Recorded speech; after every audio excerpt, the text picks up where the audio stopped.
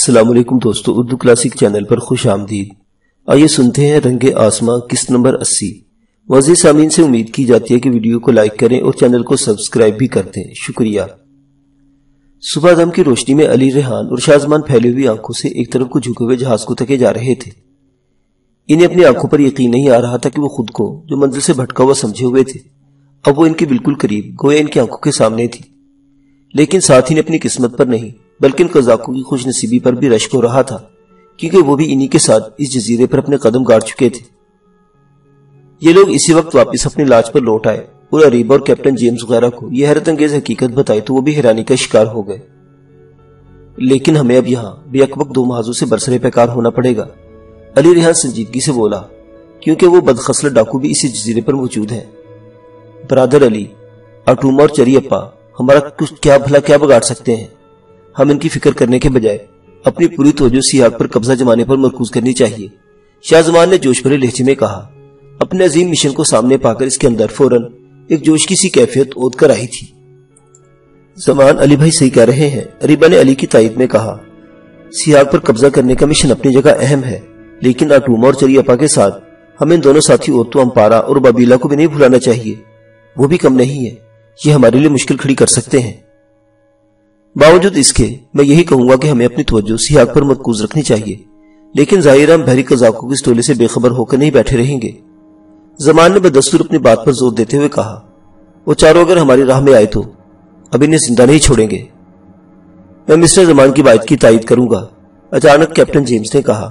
بالآخر وہ سب سر جوڑ کر بیٹھ گئے کہ سیاق پر کیسے قبضہ کیا جائے، لیکن ساتھی نے اٹوما اور چری اپا کی جانب سے بھی یہی خدشہ تھا کہ ان کی نظر بھی یقیناً اسی حق سے چھپانا رہا ہوگا، کیونکہ یہ ان دونوں پارٹیوں کا مشترکہ مطلوبہ جہاز تھا۔ یوں بیان اسی طرح وہ بھی انہی کی طرح جزیرے کے کسی گمنام گوشے میں چھپے بیٹھے یہی منصوبے بنا رہے ہوں گے کہ کس طرح جہاز کو شکار کیا جائے۔ ایک بات تو طے شدہ ہے، اچانک اریبا نے کہا، اس کے بولنے کا انداز ایسا تھا جیسے وہ دور کی کوڑی لائی ہو، اور یہ ایک حقیقت بھی تھی۔ اسی جوش تلے وہ آگے بولی، یہ بات ہمارے علم میں ہے کہ جہاز کو واپس ہندوستان لے جانا ہے، کیونکہ اس میں چوری کا خزانہ موجود ہے، جبکہ اٹوما اور چری اپا وغیرہ کے علم میں یہ بات نہیں کہ اس جہاز میں خزانہ موجود ہے۔ یہ ان کا مقصد صرف جہاز کے سواروں، کیپٹن اور عملہ وغیرہ سے اپنے ساتھیوں کی موت کا انتقام لینا ہے۔ اگر ہم بجائے خود پیش قدمی کرنے کے پہلے آرام سے ان کی لڑائی کے انجام تک تماشا دیکھیں کہ کون بچتا ہے کون رہتا ہے، تو بعد میں ہمارا کام مزید آسان ہو جائے گا۔ اریبا کی اس بات پر وہ سب مسکرا اٹھے، اگرچہ انہیں اریبا کی بات پر ساتھ بھی تھا۔ تاہم علی بولا، اریبا بہن تم بالکل ٹھیک کہہ رہی ہو، لیکن اس انتظار میں ان کا کھیل دیکھنے میں ہاتھ پر ہاتھ دھرے بیٹھے رہنا دانش مندی نہیں ہوگی۔ کیا خبر جلد بہ دیر جہاز میں موجود خزانے کے علم ہو جائے۔ باتیں دونوں اپنی جگہ درست ہیں، شازمان نے کہا۔ ڈاکو سے بھی ہمارا بظاہر کوئی تنازع نہیں رہا، ہمارا ٹارگٹ صرف سیاق پر اپنا تسلط قائم کرنا ہے، وہ ہم کریں گے۔ رائٹ، کیپٹن جیمز نے بھی لب کشائی کی۔ ہم اپنے ٹارگٹ پر جم کر نگاہ رکھیں گے، اور اس کے لیے میں فی الحال کسی دھواں دار ایکشن کی ضرورت نہیں، اس لیے کہ ہم کمانڈو ایکشن کریں گے۔ بالآخر اصلاح عمل پر ساتھ کیا گیا، اور اس کے لیے انہوں نے ضروری یہی اور بہتر سمجھا کہ اپنے بوٹ کو سمندر اور جزیرے کے اسی قریبی ساحلی مقام پر لنگر انداز رہنے دیا جائے، کیونکہ سریدس یہ نگاہوں سے اوجھل تھا۔ لہذا یہ موٹر بوٹ ایک طرح سے ان کا بیس کیمپ بن گئی۔ البتہ جزیرے پر جا کر ایک عارضی ٹھکانہ بنانا ضروری تھا۔ خوراک کا مسئلہ بھی جزیرے کے اسی عارضی ٹھکانے میں حل کیا جا سکتا تھا، کیونکہ ان کی ہاؤس بوٹ میں خوراک کے نام پر ایک دانہ اور پانی کا ایک قطرہ بھی ناپید ہو چکا تھا۔ اب دھیرے دھیرے دن کی روشنی میں سمندر کا ساحلی پانی چمکنے لگا تھا، آسمان صاف تھا اور صبح کا سورج اپنی کرنیں بکھیرنے لگا تھا۔ دور سے نظر آنے والے جزیرے کے جنگل پر انواع و اقسام کے پرندے دکھائی دے رہے تھے۔ کچھ دیر پہلے صبح کاذب سے ساحلی پانیوں پر جو دھند اور دھوئیں کی کیفیت تھی وہ بتدریج منفود ہونے لگی تھی۔ پروگرام یہی طے پایا تھا کہ خواتین ابھی موٹر بوٹ پر ہی رہیں گے اور کیپٹن جیمز ان کے ساتھ ہوں گے، جبکہ علی اور زمان عارضی ٹھکانے کی تلاش اور خوراک کا مسئلہ حل کریں گے۔ اس کے لیے ابھی اسی وقت کی تصدیق نہیں ہوئی تھی کہ آخر اس گمنام جزیرے پر آبادی بھی تھی یا نہیں۔ البتہ اس سلسلے میں کیپٹن جیمز نے اپنے تجربے کی بنا پر اتنا ضرور کہا تھا کہ چونکہ یہ جزیرہ جزائر مڈغاسکر کے قریب کا ہے تو یقیناً اس جزیرے میں آبادی کے آثار مل سکتے تھے، نیز یہ جزیرہ بے آب و گیا نہیں ہو سکتا۔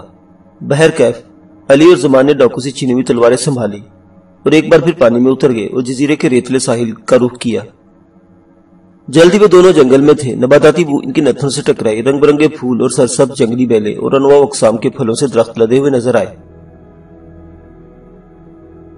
ان کی خوشبو سے جنگل کی فضا معطر ہو رہی تھی۔ جلدی اگتا کھلا کے وہ ایک قدرتی جھیل تھی۔ یہ شاید کوئی بارانی جزیرہ تھا جہاں اکثر بارشوں کا زور رہتا تھا۔ علی اور زمان کو یہ جھیل بڑی بھلی محسوس ہوئی۔ وہ محتاط روی اور اطراف میں نظریں ڈالتے ہوئے اس کی جانب بڑھے تو انہیں جھیل کا پانی اس قدر شفاف معلوم ہوا کہ اس کے کنارے پر مختلف نوع اور رنگ برنگی مچھلیاں تیرتی دکھائی دی۔ باقی درمیان میں پانی ہلکا سبز نظر آتا تھا، ایسا یقیناً اس کی تہہ میں موجود آبی سبزے کے باعث تھا۔ جھیل کی کنارے نے سفید پروں والے سی ایگل اور پرندے بگلے بھی دکھائی دیے۔ جزیرہ بڑا ہی دل فریب تھا۔ علی اور زبان کو پورا یقین تھا کہ ایسا ہو ہی نہیں سکتا کہ اس قدر خوبصورت جزیرے میں انسان آباد نہ ہو۔ انہوں نے جھک کر پہلے اپنے دونوں ہاتھوں کی اوک بنا کر تھوڑا پانی لے کر ایک گھونٹ بھرا۔ چکھنے پر معلوم ہوا کہ پانی واقعی صاف اور شفاف ہے۔ ہاؤس بوٹ سے روانگی کے وقت انہوں نے فوری طور پر اپنے ساتھیوں کے لیے خوراک لے جانے کے لیے چھاگنے اٹھا لی تھی۔ انہوں نے خود بھی جی بھر کے پانی پیا اور ان میں بھی بہت سا پانی بھرا۔ عارضی ٹھکانے کے لیے یہ مقام بہتر محسوس ہوا۔ یہاں کئی ایک ایسے جڑواں اور موٹے تنوں والے درخت بھی موجود تھے جن کے درمیان خیمہ گاڑ کر ٹھہرا جا سکتا تھا۔ یوں جو گوشہ اس قدرتی جھیل کے کنارے انہوں نے منتخب کیا وہ ہر لحاظ سے محفوظ تھا اور اس اطراف جھاڑیوں کی جھنڈ کی بہتات سے وہ کافی حد تک چھپے بھی رہ سکتے تھے۔ انہوں نے پھل وغیرہ بھی توڑے اور انہیں ایک تھیلے میں بھر کر وہ دوبارہ بوٹ پر پہنچے اور ساتھیوں کو خوشخبری سنائی کہ جزیرے میں عارضی ٹھکانے کی جگہ ڈھونڈ لی گئی ہے۔ سب سے پہلے تو اریبہ، ازابیلا اور کیپٹن نے پانی پیا اور پھل کھائے۔ اس کے بعد بوٹ سے کوئی ضروری سامان سمیٹا اور پھر یہ پانچوں بوٹ سے ساحلی پانیوں میں اترے اور جزیرے کی سمت روانہ ہو گئے۔ عارضی ٹھکانے پر پہنچ کر ہی وہ اپنا اگلا لاہی عمل تیار کر سکتے تھے، لیکن سب سے پہلے انہوں نے جھیل سے مچھلی اور کوئی چھوٹا موٹا جانور شکار کرنے کا پروگرام بنایا۔ جب تک یہ سارے امور نمٹائے گئے سپہر ہو چکی تھی۔ علی اور زمان نے دو جنگلی خرگوش جبکہ کیپٹن جیمز نے جھیل کنارے چند مچھلیاں شکار کر لی۔ جب تک اریبہ اور ازابیلا نے قریب سے خشک جھاڑیوں اکٹھی کر لی تھی۔ ان میں درختوں سے توڑی ہوئی سوکھی چھالیں بھی تھی۔ اس کے بعد موٹی شاخیں زمین میں گاڑ کر ان کی کینچی بنائی گئی اور گوشت بھوننے کا عمل شروع ہوا۔ یہ سب لوگ الاؤ کے گرد بیٹھ چکے تھے۔ گوشت اور مچھلی بھوننے کی خوشبو پھیلنے لگی۔ جزیرے کے آسمان پر اب جھکتی شام کی نارنجی کرنیں ابھر آئی تھی۔ دن بھر کی گردش کرتی فضا جیسے تھمنے کو تھی۔ ایک سکون، ایک ذرا افسردگی کا سا ماحول طاری ہونے لگا تھا ہر سو۔ کھانے وغیرہ سے فارغ ہوئے تو مچلتی شام نے جیسے اسرار بھری سی بے آواز سرسراہٹ کے ساتھ اپنا آنچل سمیٹ لیا۔ آسمان تاریک ہونے لگا، چاند کہیں دور ساحلوں کی طرف جھکا ہوا تھا۔ یہ سب خیمے میں آگئے، الاؤ دھیما کر دیا گیا تھا۔ طے پایا کہ علی اور زمان رات کی تاریکی میں سیاح کی طرف جا کر وہاں کی سرگرمی اور جائزہ وغیرہ کے علاوہ ان کی طاقت اور تعداد کو جانچنے کی کوشش کریں گے اور ممکنہ حد تک پہلے ان کا اسلحہ چوری کیا جائے گا تاکہ اگر نوبت جنگ یا لڑائی کی پیش آئے تو جم کر ان کا مقابلہ کیا جائے۔ اریبہ ان کے ساتھ جانے کے لیے بےتاب تھی، مگر زمان اور علی نے اسے سمجھایا کہ اگرچہ کیپٹن جیمز یہاں موجود ہے مگر اخلاقی مناسب نہیں لگتا کہ ان دونوں میاں بیوی کو اکیلا چھوڑا جائے۔ اریبہ کی بات اور تھی، اس لیے اسے انہی کے پاس ٹھہرنا چاہیے۔ تاہم کیپٹن جیمز نے کہا، اریبہ ایک بہادر اور جنگجو خاتون ہے۔ میرا خیال ہے اریبہ ہی ازابیلا کی حفاظت کے لیے کافی ہے۔ رکنا مجھے بھی یہاں نہیں چاہیے۔ سیاق کا مشن زیادہ اہم ہے اور صرف تم دونوں کا وہاں جانا مناسب نہیں۔ یوں کیپٹن جیمز بھی ان کے ساتھ ہو لیا۔ یہ تینوں رات کی تاریکی میں خیمے سے نکلے اور اس طرف کو ہو لیے جدھر شمالی سمت کی ساحل کے قریب اتھلے پانیوں میں مونگے کی چٹانوں کے قریب سیاق پھنسا ہوا تھا۔ ان کے پاس ڈاکو کی چینی ہوئی 4 چاپڑ نما تلواریں تھی، مگر صرف 2 جو علی اور زمان کے ہاتھوں میں پکڑی ہوئی تھی، جبکہ جیمز کے پاس اپنا ایک خنجر تھا۔ راہ میں گھنی جھاڑیاں، لمبے چوڑے پتوں والے کوتا کامت درخت اور گھنی گھاس سے گزرتے ہوئے یہ تینوں نسبتاً ایک کھلی جگہ پر آگئے۔ یہاں مختصر سا گھاس کا ایک مستطیل خطہ تھا۔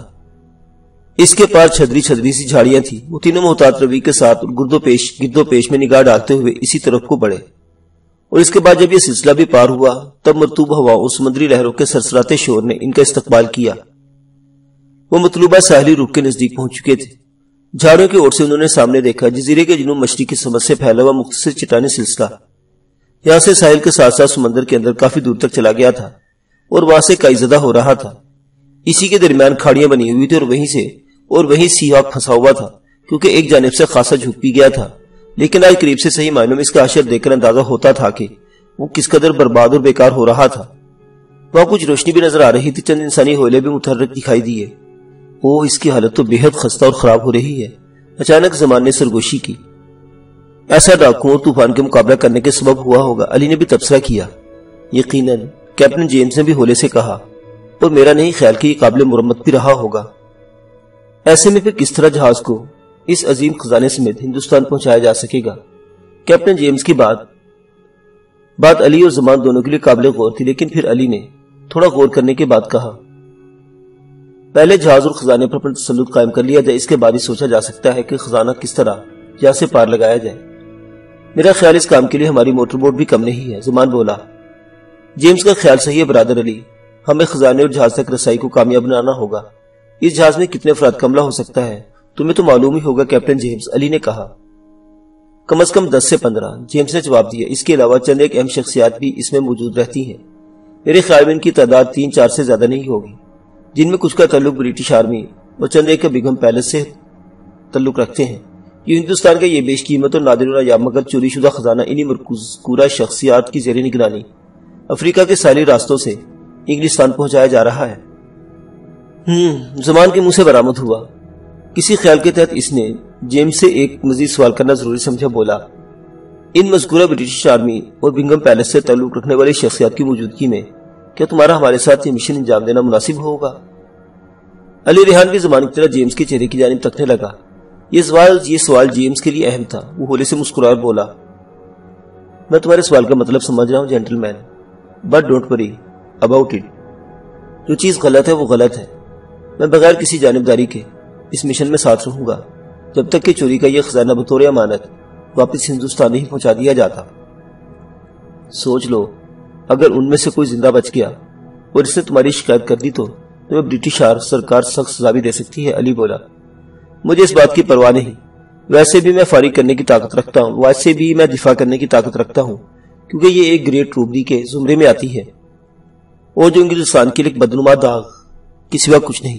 میں خود ملکہ عالی اور بنگم پیلس تک یہ بات پہنچا سکتا ہوں، جیمز نے بے پرواہ انداز میں کہا، اور علی زمان اس کی وضاحت پر اشش کر اٹھے۔ دونوں نے ایک دوستانہ مسکراہٹ کے ساتھ اس کا کندھا تھپ تھپایا۔ زمان نے تو ہولے سے یہ بھی کہہ دیا، اصلی نر کا بچہ ہے یہ انگریز۔ علی مسکرائے بغیر نہ رہ سکا۔ پھر ذرا دیر بعد یہ لوگ جہاز کی جانب فیصلہ کن پیش قدمی کر چکے تھے۔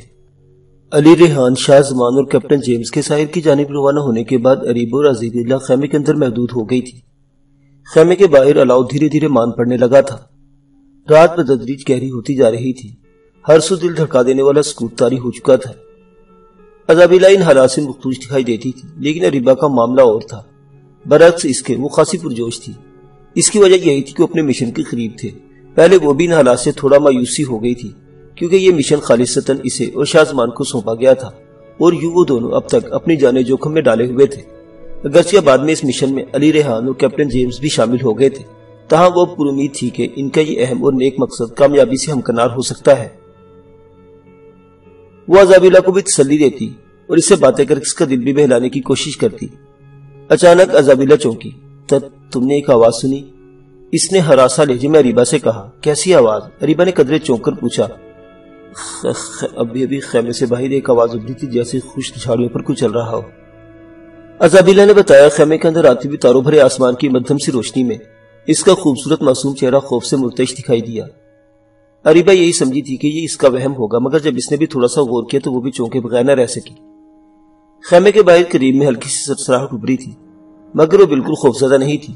تاہم ماحول اور غیر یقینی حالات کے پیش نظر اس کا دل بھی اس گمنام جزیرے کے پراسرار اثر سے تھوڑا بے چین ضرور تھا۔ میرا خیال ہے کہ چھوٹا موٹا جانور ہوگا۔ خیر تم ادھر ہی ٹھہرو، میں دیکھتی ہوں، اریبا نے اس سے آزار تشفی کہا، اور خود اٹھ کر باہر جانے لگی تو عذابیلہ نے اس کا ہاتھ پکڑ لیا۔ نہیں، تم اکیلی باہر مت جاؤ، میں بھی تمہارے ساتھ چلتی ہوں۔ اریبا مسکرائی اور بولی، فکر نہ کرو، میں دیکھ لیتی ہوں، مگر عذابیلہ نہ مانی۔ دونوں خیمے سے باہر آ گئی اور ادھر تو خوفزدہ نگاہوں سے دیکھنے لگی۔ چہار اطراف سناٹا طاری تھا۔ جزیرے کی یہ رات پورے جوبن پر اتری ہوئی محسوس ہوتی تھی۔ دور کہیں جھکا ہوا چاند بھی اب قدرے بلند ہونے لگا تھا۔ اس کی تلسماتی روشنی میں جنگل، جھاڑیاں اور جھیل سبھی نظر آ رہے تھے۔ جھیل کی سطح چاندنی میں چمک رہی تھی۔ یہ بڑا دلفریب منظر تھا۔ اریبا کا بے اختیار جی چاہا کہ جھیل کے کنارے چلی جائے۔ دیکھ لو، یہاں کچھ نہیں ہے۔ اریبا نے گہری سانس لے کر عذابیلہ کا خوف دور کرنے کی کوشش کی۔ آؤ ذرا جھیل کے کنارے چلتے ہیں، دیکھو کتنا حسین منظر ہے۔ عذابیلہ کا خوف کافی حد تک دور ہو گیا تھا۔ وہ بھی ہولے سے مسکرائی اور دونوں ایک دوسرے کا ہاتھ تھام لیا اور جھیل کی طرف چل دی۔ ابھی وہ چند قدم ہی چلی ہوں گی کہ اچانک ایک تیز چیخ سے جنگل کا سناٹا دور تک مجروح ہوتا چلا گیا۔ سمندری طوفان کی زد میں آیا ہوا سی ہاگ اپنی منزل سے بھٹک کر اس ویران اور گمنام جزیرے کے ساحل سے کچھ دور قدرے اتھرے پانیوں کے حصار میں پھنس چکا تھا۔ وہ اب ساحلی سمندر کے قریب ابھری ہوئی چٹانوں میں اٹک کر پھنس چکا تھا اور قدرے جھک بھی گیا تھا۔ اس طرف مونگے کی چٹانیں دور دور تک سمندر میں جاتی دکھائی دیتی تھی۔ سی ہاگ کا 50 سالہ جلسی ہوئی رنگت کا فرنگی کپتان گرے ہنٹ، جس کے ذمہ یہ چوری کا خزانہ انگلستان کے ساحل تک پہنچانا تھا، اس وقت سخت پریشان اور فکر مند نظر آتا تھا۔ گرے ہنٹ صورتی سے ایک بدگماش اور کرخت مزاج شخص نظر آتا تھا، جسم کثرتی اور قد درمیانہ تھا۔ اس کی رنگت کبھی سرخ سفید رہی ہوگی، لیکن شاید مسلسل سمندر گردی، موسموں کی سختی، مزاج کے تناؤ اور کالے احوالوں نے اس کی صورت کری بنا دی تھی۔ پختہ العمری کے باوس وہ خاصا جنگجو، توانا اور مستعد نظر آتا تھا۔ اس کا چہرہ بھاری اور جبڑوں کی ہڈیاں ابھری ہوئی تھی جو اسے ایک سخت کوش بتاتی تھی۔ اس کے کثرتے جسم پر خاکی چست پتلون اور اسی رنگ کی قدرے میں ٹیالی شرٹ تھی۔ سر پر فلیٹ ہیڈ تھا۔ شرمناک ماضی کا حامل گرے ہنٹ ایک پرتگالی عورت کے بطن سے تھا۔ اس کی ماں کے بارے میں کہا جاتا تھا کہ وہ ایک خطرناک بحری قزاق کی رکھیل تھی جن کا بہت بڑا گروہ تھا۔ ڈاکو کی اس خطرناک گروہ نے بحر ہند سے رود باد انگلستان اور بحر اوقیانوس تک لوٹ مار اور قتل و غارت گری مچائے رکھی تھی۔ اس کی ماں کے بارے میں کہا جاتا تھا کہ اس کی لزبن کی بڑی بااثر شخصیات کے ساتھ ناجائز تعلقات رہے تھے اور انہی کی سپورٹ میں وہ اس گروہ کو زندہ رکھے ہوئے تھی۔ یہی نہیں، جب اس گروہ کے ہاتھوں ایک بااثر شخصیت کا قتل ہو گیا جس کی سرکوبی کے لیے لزبن کی مشینری حرکت میں آ گئی اور پھر اس گروہ کا کلاکما بھی گرے ہنٹ کی ماہی کے ذریعے کروایا گیا۔ بعد میں اس کی ماں پرتگال سے انگلستان چلی گئی اور لندن میں دریائے ٹیمز کے کنارے آباد کسی گمنام بستی میں چند دن روپوشی کی زندگی گزارتی رہی اور وہیں ایک ماہی گیر سے شادی رچا لی۔ گرے ہنٹ کی پیدائش وہیں ہوئی تھی۔ بحر کیف، گرے ہنٹ سمندری حالات اور بحری قزاقوں سے جنگ کرنے کا بڑا زبردست تجربہ رکھتا تھا۔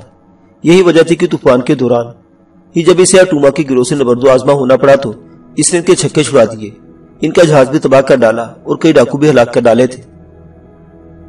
تاہم اس دوران میں آنے والے طوفان اور بحری ڈاکوؤں سے اپنے جہاز کو تباہ ہونے سے اور لٹنے سے بچا تو لیا تھا، مگر اسے منزل سے بھٹکنے سے نہیں بچا پایا تھا۔ سی ہاک میں اس کے عملے سمیت چند اہم شخصیات بھی سوار تھی، جن سے کچھ کا تعلق برٹش آرمی اور چند ایک کا بنگم پیلس سے تعلق رکھتے تھے، تاہم یہ خود کو سوداگر بھی کہتے تھے۔ ہندوستان کا یہ بیش قیمت اور نادر و نایاب خزانہ انہی مذکورہ شخصیات کی زیر نگرانی افریقہ کے ساحلی راستوں سے انگلستان پہنچایا جا رہا تھا۔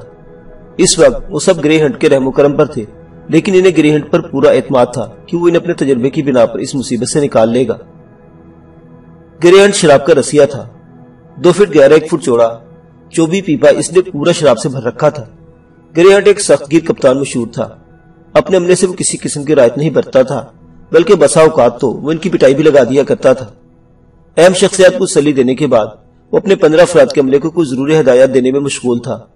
اس کے عملے کے 15 افراد میں صرف 6 افراد لڑائی بھڑائی کرنا جانتے تھے، جنہیں سمندری ڈاکو سے لڑنے کا بھی خاصا تجربہ تھا اور وہ اسلحے کا استعمال بھی جانتے تھے۔ اگرچہ خالصتاً جہاز کے ملاحوں میں ان کا شمار نہیں ہوتا تھا، لیکن بہرحال وہ یہ کام بھی سنبھالنے کی ذمہ داری رکھتے تھے۔ لہٰذا گرے ہنٹ نے مذکورہ 6 افراد کو مسلح کر کے جہاز کے ڈیک پر مقرر کر دیا تھا، جبکہ باقی 9 افراد میں سے 7 کو جہاز کی مرمت وغیرہ پر لگا دیا تھا۔ رہ گئے 2، تو ان میں سے ایک ملاح کو اپنی خدمت گزاری اور دوسرے کو رہائشی کیبن میں موجود ان 5 شخصیات کی خدمت وغیرہ کے لیے مخصوص کر دیا تھا۔ جہاز میں زیادہ راہ موجود تھا۔ ہنٹ اپنے ویر کیبن میں ہی موجود رہتا تھا۔ یہاں سے ایک اسکرین نما قدرے لمبی اور چوڑی اسکرین سے وہ باہر جزیرے کے ساحل پر نظر جمائے بیٹھا تھا۔